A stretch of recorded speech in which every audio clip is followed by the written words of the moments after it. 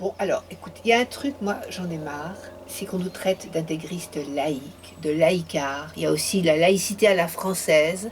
Et vraiment, moi, ça m'énerve, ça me blesse, et en plus, c'est idiot. Alors, j'aimerais bien avoir de bons arguments pour expliquer qu'il n'y a pas d'intégrisme laïque.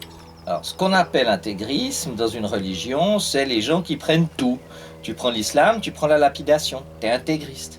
Tu prends l'islam, tu prends pas la lapidation, t'es pas intégriste. Oui, mais il y a dans l'idée d'intégrisme, il y a aussi l'idée de ne pas évoluer, de monolithe.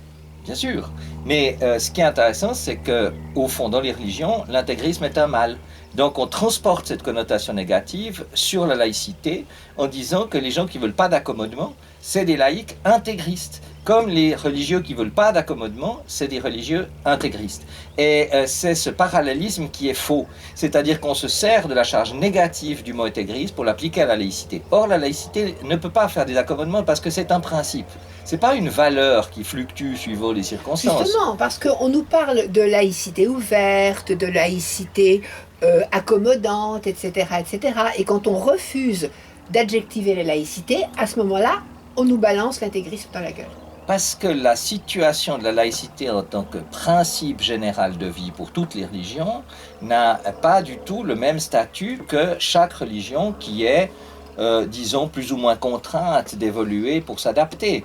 Si je prends par exemple le célibat des prêtres, il est clair que l'intégrisme, c'est de refuser absolument, tandis que les accommodements, ça serait de pouvoir évoluer. Seulement si on prend dans le sens inverse pour la laïcité, c'est le contraire. C'est-à-dire que il y a de laïcité qu'intégriste, et c'est pour ça que cet adjectif doit prendre dans ce cas-là une charge tout à fait positive, parce qu'une laïcité qui ne serait pas intégrale ne serait simplement pas une laïcité. Si une religion est autorisée à empiéter sur l'espace public ou à définir des obligations pour tous, eh bien la laïcité, à ce moment-là, la laïcité dite accommodante, est une laïcité qui est en perte de vitesse. Donc, ça ne serait pas intégriste, mais C'est ça serait intégral. intégral. Exactement, c'est le mot qu'il faut opposer.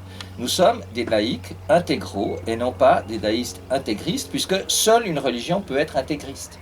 Oui, j'espère que c'est facile à comprendre pour les gens, hein.